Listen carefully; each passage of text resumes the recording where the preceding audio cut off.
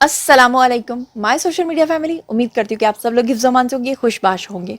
तो जनाब, जैसा कि आप लोगों ने थंबनेल पे रीड कर लिया होगा, आज सारा का सारा रनडाउन आपको नहीं बताऊंगी। बहुत सारी खबरें हैं जो मैंने आज आपके साथ शेयर करनी है। लेकिन शहबाज शरीफ से जो इस्तीफ़ा तलब किया गया है और नवाज शरीफ ने 6 जजेस और उसके अलावा जो पिछले वाले जजेस हैं उनकी जो गर्दन के ऊपर हाथ रख दिया है और अब जो सबकी शामत आने वाली है, ये सारे मामलात क्या हैं। और तीसरी तरफ इस्टेब्लिशमेंट के साथ कहीं ना कहीं नून लीग की कुछ बिगड़ रही है और राना सनाउल्लाह ने हामिद मीर को बिका हुआ सहाफ़ी कहा है।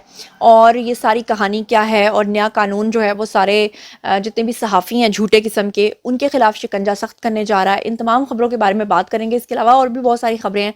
चलिए जनाब, शुरू करते हैं पहली खबर से। तो जनाब, आज की जो पहली खबर आपके साथ शेयर करने जा रही हूँ वो ये है कि शहबाज शरीफ से इस्तीफ़ा तलब कर लिया गया है। अब इसके ऊपर बड़ी लेदे हो रही है, बड़ी बातें हो रही हैं। और एक तरफ राना सनाउल्लाह जो हैं उनके खिलाफ एक महाज खुला हुआ है, दूसरी तरफ राना सनाउल्लाह ने खुद महाज खोला हुआ है, और तीसरी तरफ जावेद लतीफ़ जो हैं वो भी काफ़ी, पंजाबी में कहते हैं, गज वज के बोल रहे हैं। ये क्या मामला है, ये क्यों इस्तीफ़ा तलब किया गया है। और जो लोग ये बातें किया करते थे नून में से शीन निकलेगी, शीन में से नून निकलेगी, तो ऐसा कोई मामला नहीं है। देखें, ये सब लोग जानते हैं कि शहबाज शरीफ शुरू ही से अपने भाई के साथ ओबीडियंट रहे हैं। इसका सबसे बड़ा सबूत जो है वो आजकल के जो गद्दार सहाफ़ी हैं, हामिद डैश, मैं पूरा नाम नहीं लेती, उन्होंने खुद अपने बयान में ये बताया था कि जनरल बाजवा के दौर में वो नहीं चाहते थे कि इमरान खान को आगे लाएं। वो समझते थे कि इमरान खान प्राइम मिनिस्टर बनने के काबिल नहीं है। उस वक्त वो नवाज शरीफ के बुग़ज़ में शहबाज शरीफ को अपने पास बुलाते थे और बार बार शहबाज शरीफ को ये ऑफ़र कराते थे कि अगर आप प्राइम मिनिस्टर बन जाते हैं तो हम आपको ये सहूलियात देंगे, लेकिन बदले में आपको अपनी एफिलिएशन जो है वो नवाज शरीफ से ख़त्म करनी पड़ेगी। आपको याद होगा कि उस दौर में पीटीआई की तरफ से बड़ा नून में से शीन निकलेगी बातें आती थी। लेकिन शहबाज शरीफ उस वक्त भी इतनी लालच देने के बावजूद भी नहीं टूटे थे। उन्होंने अपने भाई का साथ नहीं छोड़ा था। अभी जो है वो एक बयानिया ये तो बना है जो कि समझ में आता भी है कि नवाज शरीफ के जितने भी साथी हैं, चाहे वो रोहेल असगर हों, चाहे वो जावेद लतीफ़ हो, चाहे वो राना सनाउल्लाह हो, या और भी कितने हों, वो सब आगे नहीं आ पाए। नवाज शरीफ को उनके हलके में हरा दिया गया, जबकि नवाज शरीफ के नाम पर जिन लोगों ने वोट लिया, चाहे वो शहबाज शरीफ हो, चाहे वो मरियम नवाज हो या कोई और हो, वो सबके सब जीत गए। तो ये कहानी समझ में आती है कि नवाज शरीफ को प्राइम मिनिस्टर बनाना नहीं चाहा जा रहा था, या कुछ लोग ये कह रहे हैं कि नवाज शरीफ के साथ प्रैंक हो गया, फलान हो गया, ढींग हो गया। लेकिन ये जो इस्तीफा तलब किया गया है, इसकी क्या कहानी है? इसकी कहानी ये है कि नवाज शरीफ जो हैं, आपको पता है कि जब उनके ऊपर केसेस बने थे तो उन्होंने मुस्लिम लीग नून का जो सदर है वो किसको बना दिया था? वो बनाया था शहबाज शरीफ को। अब शहबाज शरीफ तो प्राइम मिनिस्टर बन चुके हैं, जिन्होंने जो चाहना था वो तो चाह लिया। अब नवाज शरीफ के बारे में ईद से पहले मैंने आपको ये खबर दी थी कि वो 180 एज के अंदर आकर बाकायदा तौर पे बैठेंगे, रेगुलर हो जाएंगे, सियासत के अंदर जो है वो अपना किरदार अदा करेंगे। और सबसे बढ़कर ये कि जितने भी नून लीग के नाराज कैंडिडेट्स हैं उन सबको मनाया जाएगा, और उसमें शाहिद खाकान अब्बासी भी शामिल है। हालांकि शाहिद खाकान अब्बासी जो है वो इस चीज़ का ऐलान कर चुके हैं कि वो अपनी एक अलग जमात बनाना चाहते हैं, और उनका राइट है, कोई भी बना सकता है। लेकिन नवाज शरीफ अपने तौर पे पूरी कोशिश करने के लिए तैयार हैं कि वो सबको मनाएंगे।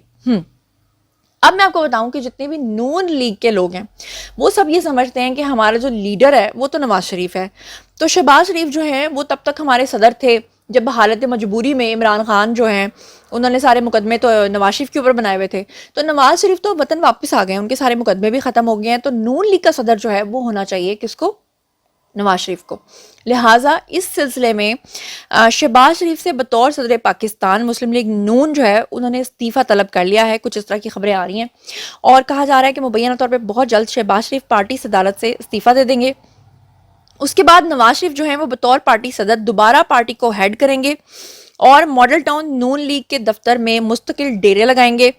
इसके अलावा जिन अफराद से मुलाकात की फहरिस्त तैयार की गई है उसमें शाहिद खाकान अब्बासी, जैसा कि मैं आपको बता चुकी हूँ, उनका नाम भी लिखवाया गया है, जिससे नवाज शरीफ खुद जाकर उनके घर पे उनसे मुलाकात करेंगे। और नवाज शरीफ जो है वो एक मरतबा फिर पार्टी और पाकिस्तान बचाने की कोशिश में आगे निकलने जा रहे हैं। जबकि मेरी इतलात ये है, मेरी हुदहुद ने ये बताया है कि जो इदारे हैं वो इस बात से खुश नहीं हैं जो आजकल राना सनाउल्लाह बोल रहे हैं या जो आजकल जावेद लतीफ़ बोल रहे हैं, क्योंकि वो खुलकर ये बात कर रहे हैं कि जी हमें जानबूझकर हरवाया गया। और इसका इल्ज़ाम भी इस्टेब्लिशमेंट के ऊपर आ रहा है। इस्टेब्लिशमेंट के अंदर कहीं ना कहीं थोड़ा बहुत इस बात के ऊपर गुस्सा पाया जा रहा है। लेकिन देखना यह है कि वो लोग जो ये कह रहे हैं कि ये जो बोला है یعنی تھوڑے کہے کو زیادہ سمجھیے.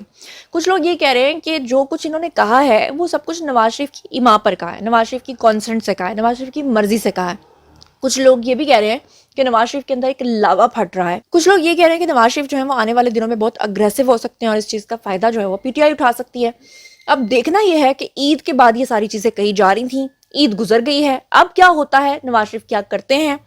جبکہ اداروں میں کہیں نہ کہیں میری حدود یہ کہتی ہے کہ ان کا تو یہ خیال ہے کہ نون لیگ کی حکومت وہ لوگ چاہتے تھے, نون لیگ کی حکومت ہے, اب اس کے بعد اس پہ مزید اور اعتراضات کرنا, اور جس طرح سے اسٹیبلشمنٹ کی دشمنی ہو گئی ہے اب آج کل اپنے مولانا فضل الرحمان صاحب سے بھی, کیونکہ مولانا فضل الرحمان نے ان کو بڑے کانفیڈنٹلی کہا تھا کہ میں تو 45 سیٹیں نکال لوں گا. اب 45 سیٹیں اگر ان سے نہیں نکلی ہیں تو اسٹیبلشمنٹ کیا کرے. یا تو پھر مولانا فضل الرحمان اسٹیبلشمنٹ کو پہلے بتاتی کہ بھئی دانے مک گئے نے تے ہن کچھ کر لو, تو شاید کوئی کچھ کر لیتا.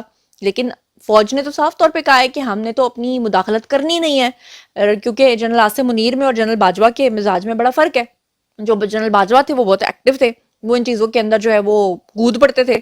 جو عاصم منیر ہیں وہ کہتے ہیں کہ فوج کو پیچھے رکھو. اسی لیے تو یہ الیکشن جو ہوا ہے وہ اتنا ایک لحاظ سے جو پی ٹی آئی کے لوگ ہیں وہ پہلے الزام لگاتے تھے دھاندلی کا, اب وہ کہتے ہیں کیونکہ ہم کافی سیٹیں جیتے ہیں تو وہ کہتے ہیں فری اینڈ فیئر ہوا ہے. کبھی وہ کہہ دیتے ہیں کہ نہیں جیتے تو ہم تھے لیکن فارم 45 اور 47 کا جھگڑا ڈال دیتے ہیں. دوسری طرف جو نواز شریف کے احباب ہیں, جو ان کے ساتھی ہیں, ان کو یہ لگتا ہے کہ نواز شریف کے ساتھ دھوکہ ہو گیا ہے. اب دھوکہ کس کے ساتھ کون کر رہا ہے یہ تو گتھی جو ہے وہ سلجھنے والی ہے. نواز شریف اس بارے میں کیا کردار ادا کرتے ہیں یہ بھی آنے والے دن بتائیں گے. اور نواز شریف جب بیٹھیں گے یہاں پر 180 ایج میں تو اونٹ کس کروٹ بیٹھتا ہے اور وہ کیا کرتے ہیں اور کیا کہتے ہیں اور کون سا لاوا ہے جو پھٹنے والا ہے, اس کے بارے میں بھی پتہ چل جائے گا. بہرحال یہ کچھ ملی جلی سی خبریں تھیں جو میں نے آپ کو بتا دی ہیں. بہرحال یہ تو خوش آئند بات ہے کہ نواز شریف جو ہیں وہ صدارت پارٹی کی جو ہے وہ ڈیزرو کرتے ہیں. وہ پہلے بھی صدر تھے اور اب بھی وہ بنتے ہیں, تو اس میں کوئی بڑی بات نہیں ہے. یہ اسکرین کے اوپر آپ کو عادل باجا نظر آ رہا ہے, اس کے بارے میں پچھلے ولاگ میں بھی ذکر کر چکی ہوں. اس کو 10,000 پاؤنڈ کا جرمانہ ہوا ہے. میری اطلاعات کے اکارڈنگلی اس نے جمائمہ سے رابطہ کیا اور اس نے کہا کہ اگر آپ نے مجھے یہ جرمانے کے پیسے ادا نہ کیے تو میں آپ کے میسیجز لیک کر دوں گا. برطانوی عدالت نے پاکستان سے یہ بھاگا ہوا جو بھگوڑا ہے عادل باجا, اس کو جھوٹ بولنے اور الزامات لگانے کے اوپر 10,000 پاؤنڈ جرمانہ کیا ہے. اور عادل باجا جو ہے اس نے جمائمہ کو پیغام بھیجا, جبکہ جمائمہ نے آگے سے اس کو دھمکی دی کہ اگر تم نے کوئی ایسی حرکت کی تو پھر دیکھنا کہ تمہارا یہاں پہ تمہاری لاش بھی نہیں ملنی. جس کے بعد یہ خاموش ہو گیا. اور اس نے جناب کیا کیا کہ ہمارے جو راشد نصیر صاحب ہیں بریگیڈیئر, ان کو میسج بھیجا ہے کیونکہ انہوں نے اس کے اوپر کیس کروایا تھا, تو ان کو میسج کر کے معافیا مانگ رہا ہے. ان کو کہہ رہا ہے کہ اللہ کے واسطے مجھے معاف کر دو اور مجھے معافی دے دو. لیکن جو بریگیڈیئر راشد نصیر ہیں انہوں نے آگے سے بدلے میں اس کو یہ جواب دیا ہے کہ اگر میری ذات کا معاملہ ہوتا میں کب کا تمہیں معاف کر چکا ہوتا, لیکن تم نے پاکستانی نیشن کے خلاف اتنا بدترین پروپیگنڈا کیا, لوگوں کے ذہنوں کو آلودہ کیا. 9 مئی والے دن تم ایکٹیولی پارٹیسپیٹ کر رہے تھے, لوگوں کو فوجیوں کے گھروں کے راستے دکھا رہے تھے, کور کمانڈر ہاؤس کا ایڈریس بتا رہے تھے, اور پھر تم جس طرح سے سازشیں کرتے رہے ہو اس کے بعد تم معافی کے بالکل بھی مستحق نہیں ہو. تو اس وقت عادل باجا جو ہے وہ پاگل کتے کی طرح جو ہے نا غرا رہا ہے, اس کو سمجھ نہیں آ رہا کہ میں کس کو کاٹوں. اور اس کو دیکھتے ہوئے جتنے بھی اوورسیز یوتھیا بیٹھے ہوئے ہیں جو کہ غلط خبریں شیئر کرتے ہیں, ہمیں خبریں شیئر کرنے پہ اعتراض نہیں ہے, غلط خبریں شیئر کرنے پہ اعتراض ہے, وہ سارے کے سارے اس وقت پریشان بیٹھے ہوئے ہیں کیونکہ انہوں نے ہزاروں اپنے ویڈیوز بنائے ہوئے ہیں, وہ اس کو ڈیلیٹ کرنے پہ لگے ہوئے ہیں. اور ان کو اس بات کا ڈر ہے کیونکہ پہلے وہ بڑے چوڑے ہو کے یہ باتیں کرتے تھے کیونکہ ان کو لگتا تھا ہم تو باہر کے ملکوں میں بیٹھے ہوئے ہیں, کچھ بھی کہہ دیں گے, ہم تو باہر کے شہری ہیں. جب سے عادل باجا والا ایگزامپل سیٹ ہوا ہے تب سے ان کو اپنی جان کے لالے پڑ گئے ہیں. پاکستان میں حامد میر سے لے کر جتنے بھی لوگ ہیں وہ سارے کے سارے بہت تنقید کر رہے ہیں. اوپر سے عظمیٰ بخاری نے بیان دے دیا ہے کہ جناب ہم ایک ایسا قانون لا رہے ہیں جس میں کوئی بھی غلط خبر اگر شیئر کرے گا تو اس کی ایسی کی تیسی ہو جائے گی.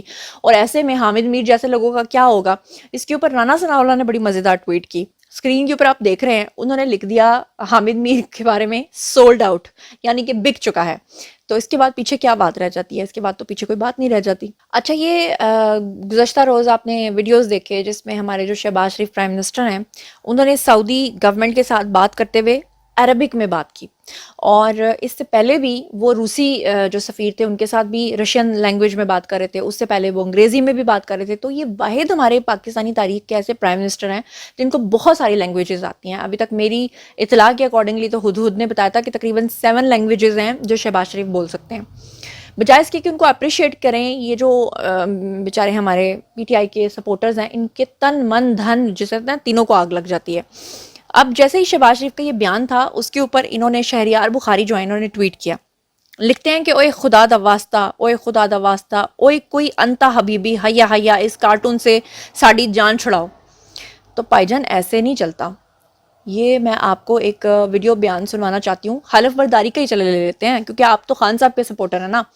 آپ کے خان صاحب نے حلف کیسے لیا تھا اور شہباز شریف نے حلف کیسے لیا تھا، ہیو اے لک۔ محمد حضرت محمد رسول اللہ صلی اللہ علیہ وسلم رسول اللہ صلی اللہ علیہ وسلم بحیثیت خاتم النبیین بحیثیت خاتم النبیون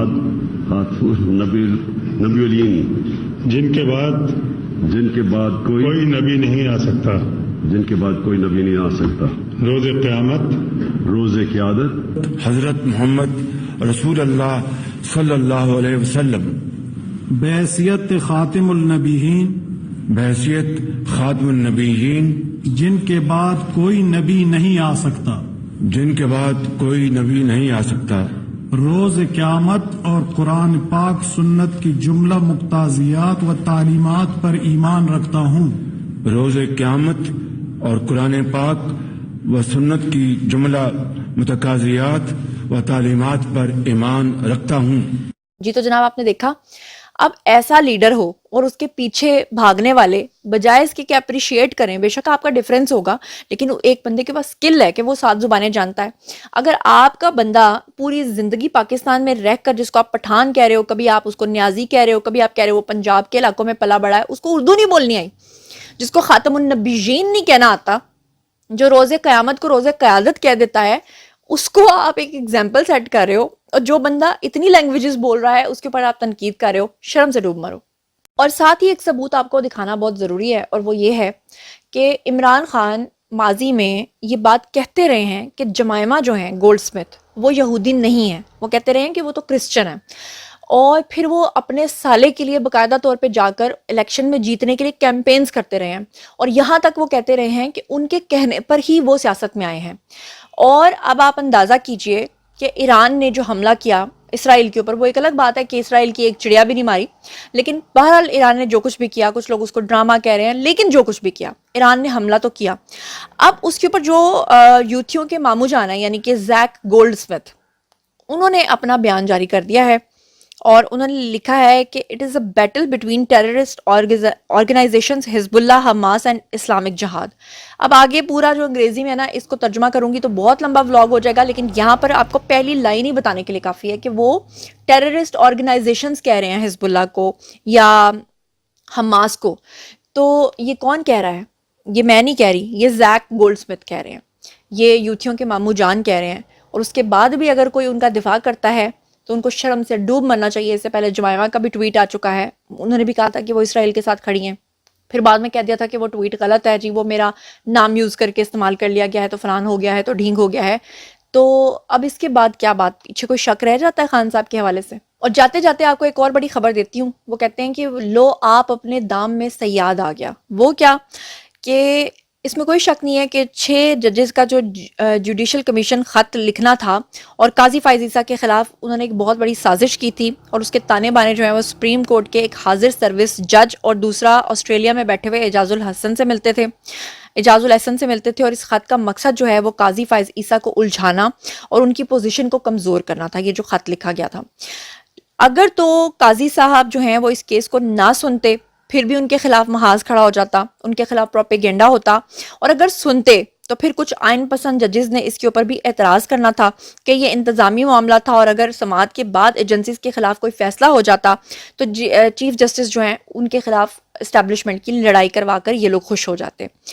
ایسے میں اگر ججز کے خلاف کوئی فیصلہ ہوتا تو تمام ججز نے وکلا کے ساتھ مل کر چیف جسٹس کے ناک میں دم کر دینا تھا، اور اس صورتحال سے جسٹس قاضی فائز عیسیٰ جو ہیں انہوں نے بہت ہی پریشان ہونا تھا، یعنی کہ جس نے جال بچھایا بڑا سوچ سمجھ کر بچھایا تھا کہ جسٹس قاضی فائز عیسیٰ کو کوئی بھی راستہ نہ دیا جائے۔ لیکن پھر اچانک اس کیس کے اندر نواز شریف کی انٹری ہو گئی، اور نواز شریف کی انٹری کی خبروں نے تمام سازشوں کی چیخیں نکلوا دیں، اور 6 ججز کے خط کو جو معاملہ تھا لکھوانے کا اس کے ماسٹر مائنڈ کو اپنی پڑ چکی، اور نواز شریف کہہ رہے ہیں کہ جی وہ فریق بننے جا رہے ہیں۔ اگر نواز شریف فریق بنتے ہیں تو پھر ثاقب نثار، بندیال اور مظاہر نقوی اور اعجاز الاحسن سمیت سب کو کٹہرے کے اندر پیش ہونا پڑے گا، اور سپریم کورٹ کے 2 موجودہ ججز جو ہیں وہ جسٹس منیب اختر اور اطہر من اللہ، ان کو بھی سوالات کے جوابات دینے پڑیں گے، اور اس کے ساتھ جو ہے جنرل فیض جو ہیں ان کی بھی طلبی کی جا سکتی ہے، اور جسٹس شوکت جو صدیقی ہیں ان کو بھی گواہی کے لیے طلب کیا جا سکتا ہے۔